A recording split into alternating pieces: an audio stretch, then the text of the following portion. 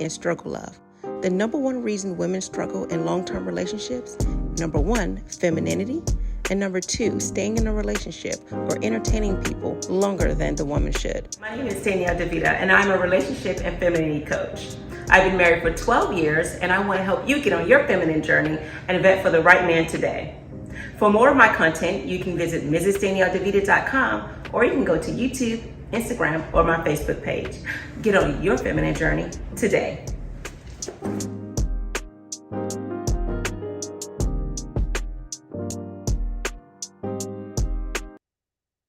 This is Danielle DeVita back with another video. I overheard someone say that marriage is overrated. A lot of women say, I like the strong silent type. Well, a lot of men like the feminine silent type. And for sure, it's going down.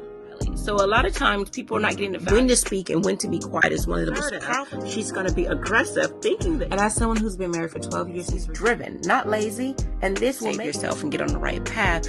That understand that you might be doing a disservice to your daughter if you don't help her understand vetting and proper decision making. Now she's going to be a basket case later. If you don't help her understand emotional intelligence, she's going to hold on to a lot of emotional baggage. If you don't.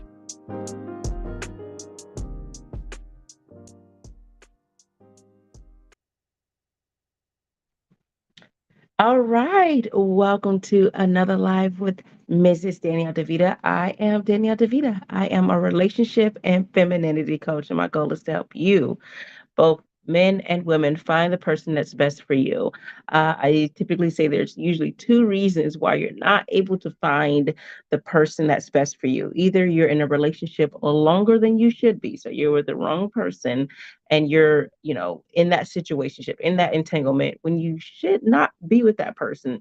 And two, if you're a woman, you're not embracing your femininity. If you are a man, you're not reclaiming your masculinity. And we believe in being healthy while we're in those roles, right? So I don't believe in toxic masculinity and femininity. You're just being a toxic person, right?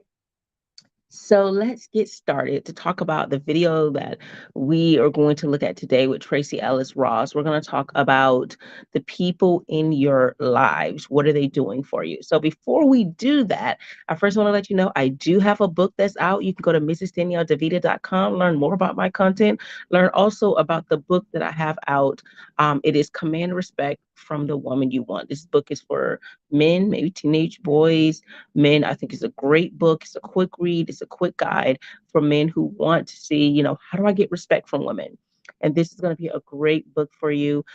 This harnesses in on your masculinity, help you to make sure that you meet crossroads. I talk about crossroads often. So you're not in a relationship longer than you should be, and you're not getting less than what you deserve. You're not settling. So this is going to be a book that really helps you reclaim your masculinity, get what you want out of women, which is respect, right? From the woman you want, of course. I do have a book coming out for women. It's called Girl, Go Get Your Husband. That book will be coming out late spring. I do have a book coming out for teenage girls, and that book will be Boy Bye. So if you're a teenage boy and you're like, okay, well, or a young boy, what do I want to do to become the man that I need to be? You'll still read that same book that I have for men, which is Command Respect from the Woman You Want. Right. And I think that this would be ideal book for any type of holiday or birthday gift, or just because gift. It's a very beautiful read for both men and women. Again, the book for women and teenage girls will be coming out in the spring. So let's get started on today's video.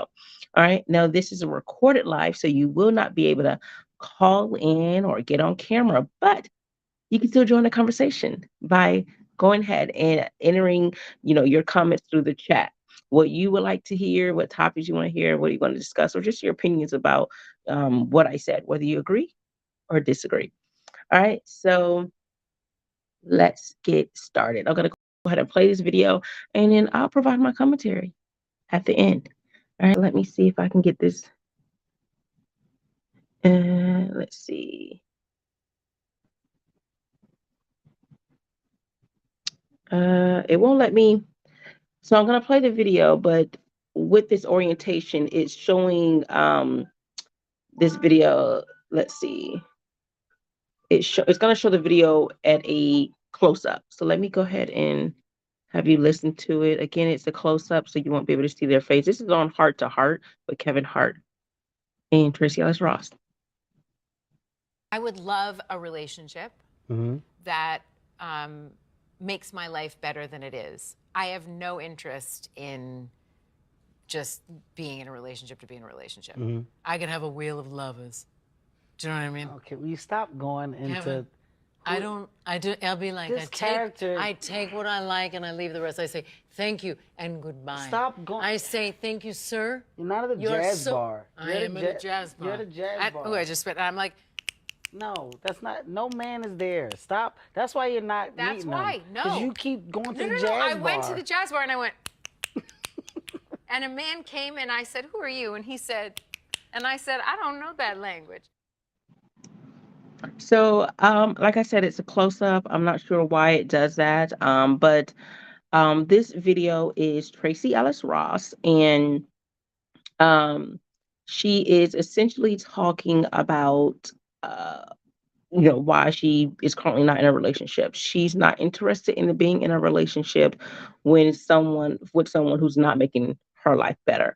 It could very well be semantics. It very well could. But I saw a lot of people commenting saying, yes, that's what I'm talking about. I don't want anyone in my life who's not making my life better. A lot of people are not where she is. They are not doing the things that she's doing, and they are agreeing with that comment. And it's like, whoa, what are you doing to make the other person's life better?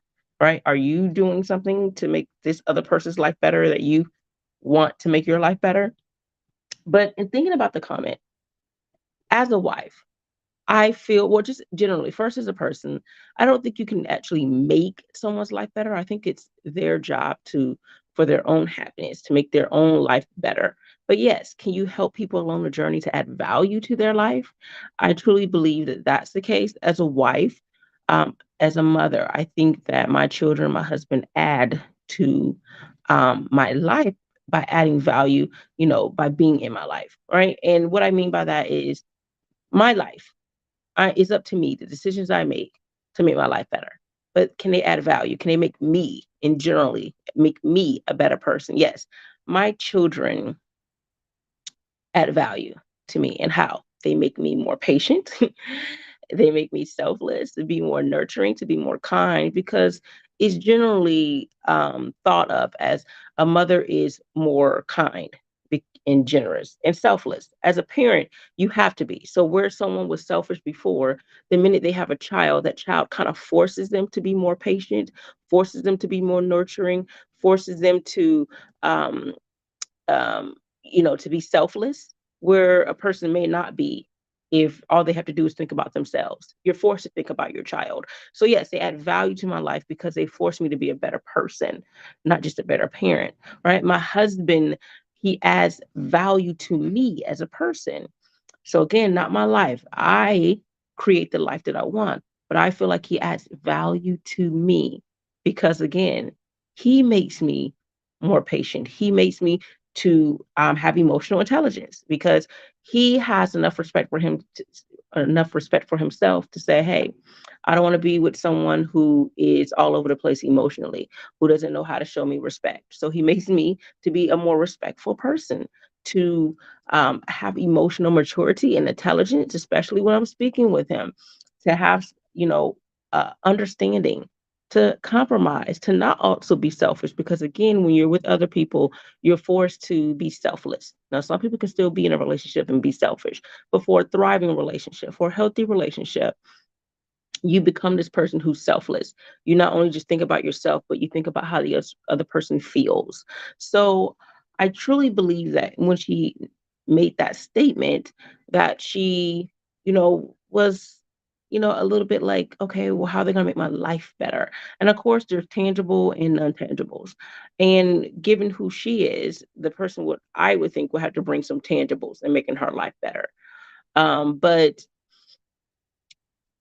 a lot of times we're looking for people to just make us better financially, to make us better in our lifestyle, when people can make us better as personality wise. They can bring out some of the things we don't have, where we're more quick witted. Someone is more calm and patient. So there's like a puzzle. Um, they complete us in some way. And from there, we become better people. And then from there, our life can be better because of the choices we make, the decisions that we make, both big and small, in relationships and out of relationships. But as far as how we, view the world, how we view life, I think that's really up to us. I think it's up to us how we make the most of life. It's up to us how happy we choose to be or how sad and obnoxious we choose to be. Right.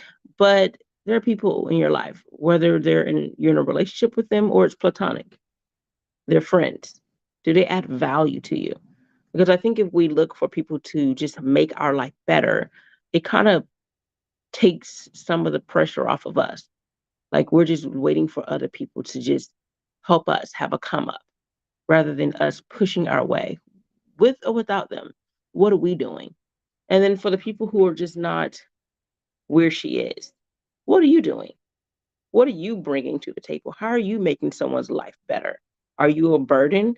Because if you want someone to make your life better financially, what are you doing for them? Especially for men, because men, like as women, we view marriage, right?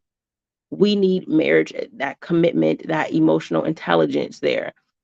And we want love, we want peace. But for men, they don't view marriage in the same way. They can still get some of those things without being married, which was why I think a lot of men, they don't view marriage the same way we do. Because marriage to them could be a financial burden for them. They view children as a legacy, whereas we may not view it that way. May not view it as our bloodline. Um, so I think that when we talk about relationships, when we are trying to be in a committed relationship with a man, I think, and if you're a woman, I don't think we should look at how can that man make my life better. You'd be like, how can I add value to his life? And what value can he add to my life? And I think if a man is looking at it, I think he should look at the relationship as what value is she adding to me? Not how she's just generally gonna make my life better, but what value is she adding while I am on this journey called life? So if you view it that way, then you start to see the valuable aspects that people have, right? And what they can bring to the table instead of expecting people to come with the whole table and you do nothing but bask in it. But it could all be semantics. It very well could be. But again, I don't think people should make your life better. That's your job. Make your own life better. But see how people add value to it. If they don't add value, then ask the question, why are they in your life? All right. So if you have any comments, if you disagree, if you have different opinions, let me know right there in the comment section. If you have not subscribed to my channel, go ahead and subscribe. It's free to do so. If you're looking at this on either TikTok or Facebook or Instagram, go ahead and follow me. It's all free. All right. So thank you very much for tuning in to Mrs. Danielle DeVita. Don't forget to listen to my podcast, Feminine Energy with Danielle DeVita, on all major platforms. Thank you. Take care. Perk 101.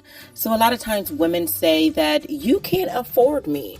And if you want to be a feminine woman, realize that you are not an escort. And committed relationships ought not to be transactional. As you rest in your femininity and learn your worth, you will realize that the men you are with should see you as invaluable and priceless like no other. And yes, you can have shopping sprees, 5-star dinners, and trips, but those things won't make you different and won't set you apart. Things that are priceless and invaluable, money can't buy. Money can't buy peace in a relationship. Money can't buy your love. Money can't buy your joy, your joyful spirit. It cannot buy your gentleness, kindness, your self-control is in controlling your emotions and how your responses to things, your personality, your attitude or mindset as a whole. If you notice, these are also fruit of the spirit from the Bible, right? If you're looking to be a Proverbs 31 woman, you definitely want to make sure you have these. So if you're having talking points of you can't afford me, realize that these are talking points of a basic chick or a modern woman. You want to be different. So Get on your feminine journey today. You can also visit MrsDanielleDeVita.com or visit me on other social media platforms.